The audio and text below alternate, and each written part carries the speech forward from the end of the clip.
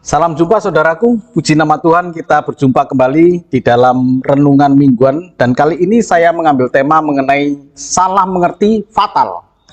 Kita coba lihat di dalam Ayub 20 ayat yang ke-12 sampai dengan ayat yang ke-19.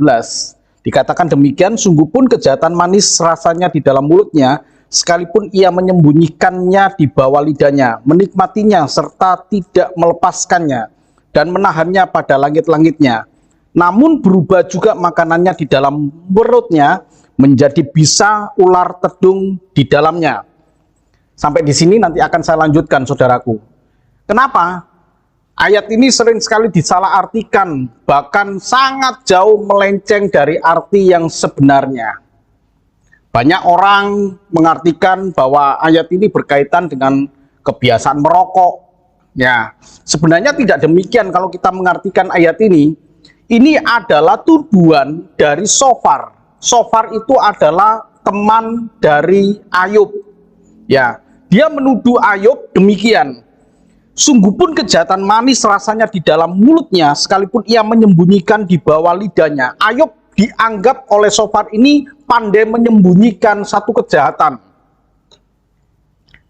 Sehingga kalau kita melihat, akhirnya Tuhan mengubah apa yang dianggap manis oleh Ayub, makanan-makanan yang masuk itu menjadi satu bisa ular tedung yang akhirnya membuat Ayub menderita.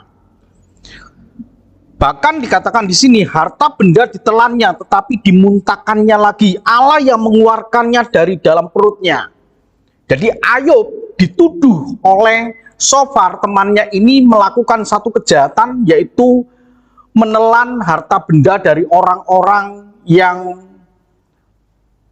miskin, dari orang-orang yatim piatu, sehingga Ayub memperkaya diri. Tapi suatu saat nanti Ayub akan menderita dan hartanya habis. Seperti kejadian-kejadian yang dialami oleh Ayub, itu diartikan oleh Sofar sebagai satu hukuman dari Allah, sebab Ayub pandai menyembunyikan satu kejahatan yang dia simpan dengan begitu rapi, tapi Allah mengetahui dan Allah kemudian menghukum Ayub.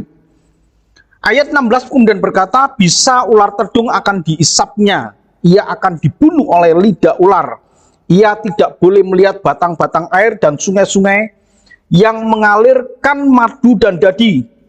Ia harus mengembalikan apa yang diperolehnya dan tidak mengecapnya. Ia tidak menikmati kekayaan hasil dagangnya. Nah, ini seperti kejadian Ayub. Kejadian Ayub tapi salah mengerti oleh Sofar ini, bahwa Ayub dianggap sebagai orang yang pandai menyembunyikan satu kejahatan. Bahkan dikatakan di sini, ya, Ayub tidak akan bisa menikmati air kedamaian. Ayub akan mengalami kesengsaraan. Ia harus mengembalikan apa yang diperolehnya. Ia tidak mengecapnya. Ia tidak menikmati kekayaan hasil dagangannya. Ayub rugi besar. Sampai habis kekayaannya itu karena Ayub berdosa kepada Allah. Nah, saudaraku yang dikasih Tuhan, pelajaran yang begitu indah di renungan mingguan ini. Kita sering sekali menghakimi, melihat orang-orang yang sengsara, dan kemudian kita punya pemikiran seperti Sofar bahwa itu karena dosa. Ini adalah umum dan sering terjadi dalam kehidupan masyarakat ya secara umum. Tetapi juga secara khusus terjadi dalam kehidupan orang Kristen. Ketika ada orang mengalami kesukaran hidup seperti Ayub, maka dia salah mengerti, dianggapnya bahwa orang itu berbuat dosa. Belum tentu. Allah sedang berperkara terhadap Ayub, Allah sedang berperkara kepada kita yang mengalami kesukaran-kesukaran hidup. Tapi di balik kesukaran hidup kita tetap bertahan, dan di balik semuanya itu kalau kita betul-betul bukan karena dosa, kemudian kita bertahan, maka kita akan memperoleh seperti Ayub memperoleh kembali kekayaannya. Tetap teguh di dalam Tuhan, walaupun kita mengalami kesukaran.